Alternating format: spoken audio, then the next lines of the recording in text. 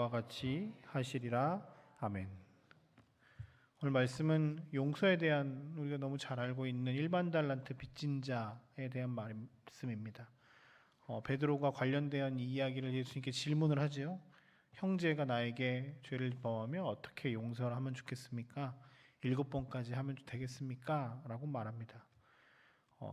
아시겠지만 이스라엘에서 7이라는 숫자는 완전수라고도 알려져 있고, 한 사람에게 똑같은 잘못을 7번을 했는데 용서해 준다는 건 베드로 입장에서는 이 정도면 내가 괜찮겠지요? 라고 하는 말이기도 합니다. 그런데 예수님께서는 그의 생각과 다르셨죠. 7번이 아니라 70번씩 7번을 용서해라. 그러니까 490번을 용서해라는 이야기가 아니라 무조건 용서해라, 끝까지 용서해라 라고 하시는 예수님의 말씀이었습니다. 그러면서 오늘 1만 달란트 빚진 자에 대한 비유 말씀을 하십니다. 1만 달란트를 한 사람이 빚졌는데 그것을 주인이 탕감하여 주었는데 자기 동료가 100데나리온을 빚진 것에 대해서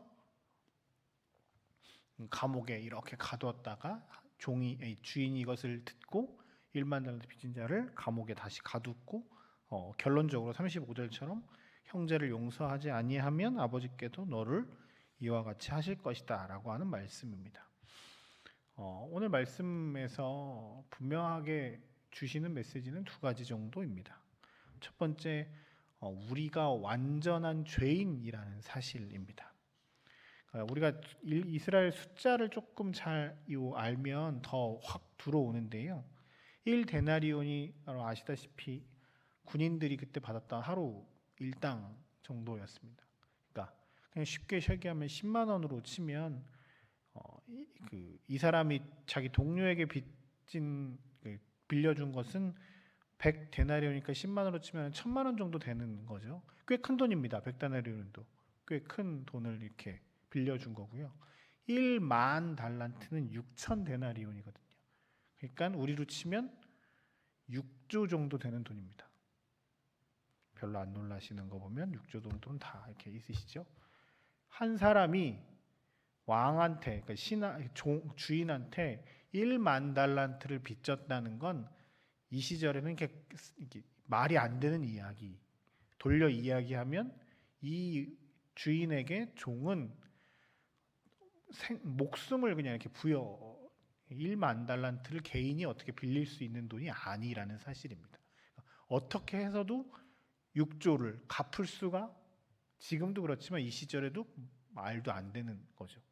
그런데 지금 이 사람은 6조를 빌려서 주인한테 이렇게 이야기를 하는 겁니다. 그런데 오늘 본문 보십시오.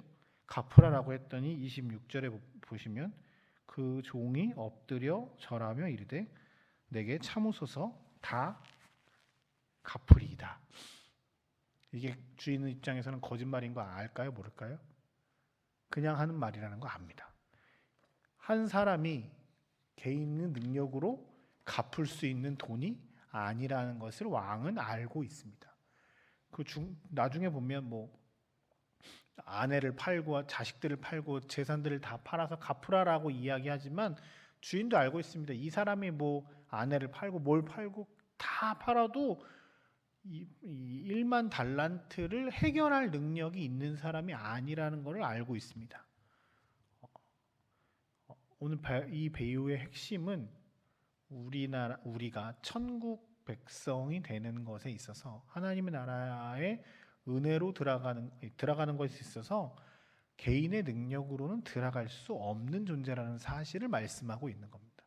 내 힘과 내 노력과 내 재산과 내가 어떻게 발버둥을 쳐서도 나의 이 등 뒤에 있는 짐을 1만 달란트의 짐을 해결할 능력이 전혀 없는 상태인 거죠.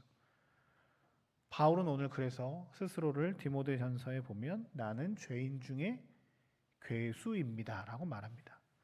우리 안에서 바울이 가장 최고로 잘난 사람 아니겠습니까? 복음의 빚진 자로 최선을 다해서 여러 교회를 세우고 복음을 전했던 위대한 하나님의 사람인데 바울 또한 역시 그 사람이나 저나 마찬가지로 그 사람도 역시 그 1만 달란트 앞에서는 주님 제가 죄인 중에 괴수입니다 라고 말할 수밖에 없는 존재라는 사실인 거죠.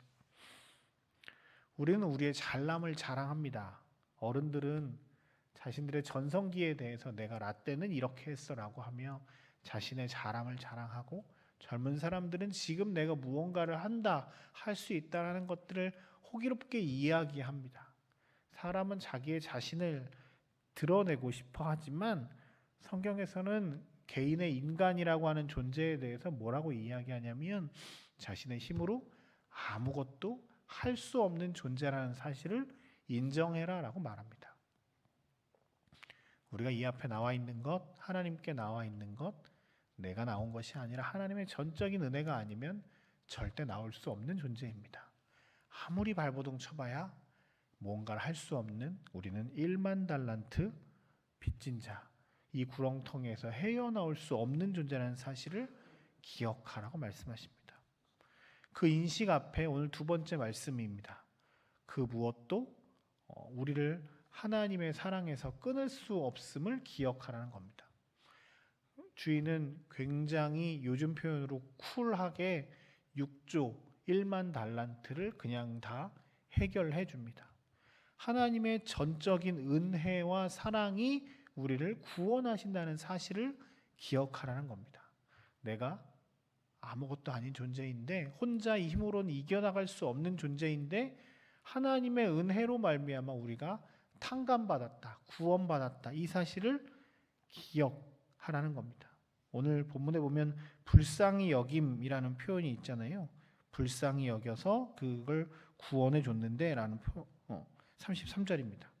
이 불쌍히 여겼다는 게 측은히 여김, 그 누가복음 15장의 탕자의 비유에 나와 있는 측은히 여김, 작은 아들을 측은히 여겼다는 것과 동일한 단어인데요. 이게 그냥 아이고 불쌍해 이 정도가 아니라 내 심장이, 내 내장이 다 타들어갈 정도로 안타깝게 여겼다, 뭐 이런 뜻이에요. 하나님의 사랑은 당신의 내장이 탈 정도로 우리를 향해서 불쌍히 여기시고 애끓는 마음으로 우리를 사랑하신다라고 말씀하십니다. 오늘 우리의 찬양했던 그 찬양의 가사죠. 그 크신 하나님의 사랑은 말로 형언할 수 없는 것입니다. 그 은혜로 우리가 구원받았다는 사실입니다. 그러면서 오늘 35절이 결론처럼 이야기합니다. 너는 네가 하나님의 은혜로 구원받은 존재임을, 힘과 능력으로 해결할 수 없는데 하나님의 은혜로 구원받은 존재임을 기억하고 너도 가서 사랑하며 살 것을 요청하고 있습니다. 하나님의 은혜가 크고 놀랍습니다.